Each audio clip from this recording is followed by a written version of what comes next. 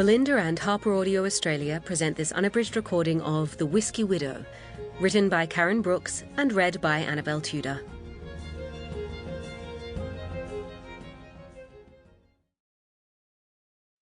To the marvellous members of the Single Malt Whisky Motorcycle Club and their partners in life and love, Bill and Lynn Lark, Simon Thompson and Lucinda Jack, Mark Nicholson and Robin McLean, and Clinton and Rosie Steele.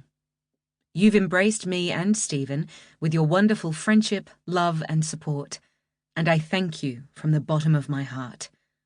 Together, we're living the dram. Part 1. Forres. Montrose in the Central Highlands, Scotland. Late summer to early autumn, 1780.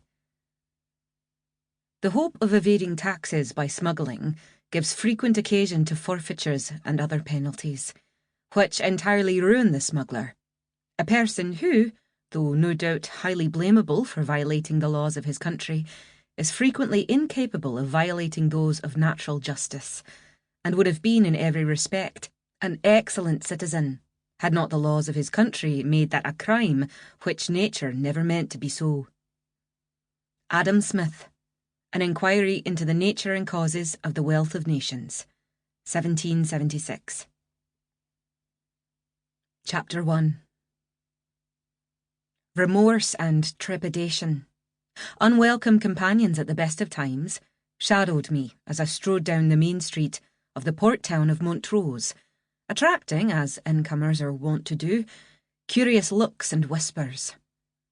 My daughter Fen and I had arrived the day before.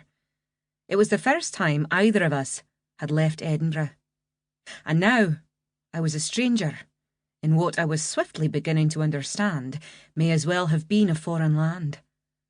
Not only did people speak Gaelic, a language impossible to comprehend at the best of times, but dressed distinctively, defiantly, I thought, spying yet another lad sporting a kilt. No one dared style themselves that way in the Lowlands, that mode of dress having been banned since Culloden. Not that it being illegal made a whit of difference around here. Hadn't everyone warned me Highlanders were a law unto themselves? A bunch of savages, with no respect for authority, and more likely to draw a dirk, which every lad seemed to carry, than offer a helping hand. Edinburgh may affectionately be known by its inhabitants as Old Reekie, but by God, this place was just as malodorous. It was also crowded. Stalls, carts and trestle tables had been set up along each side of the road, forcing everyone else into the middle. A break in the weather had coincided with the local market day, and farmers and tinkers had swarmed down from the surrounding hills to sell their wares. Dogs barked joyously, tails wagging. Chickens clucked and fluffed their feathers. Horses jangled their harnesses and shook their manes as vendors shouted and cajoled, luring folk to examine their hides, eggs, fish, ribbons, combs, and the tastiest of neeps. Promises and lies were chanted thick and fast. I weaved my way through the crowds, careful to avoid bumping into anyone, and continued down the hill towards the water. Small compared to Edinburgh, with its high mouldy walls, moss-ridden castle and many alehouses and kirks, Montrose was bordered by a dark green loch on the land side and the singing sea on the other. The houses, with red pantile roofs and window boxes, were tidy and quite large. There was a school, a fine-looking kirk, a sinister-looking toll booth, shops aplenty and taverns too. Above me, clouds drifted like dreamy sheep.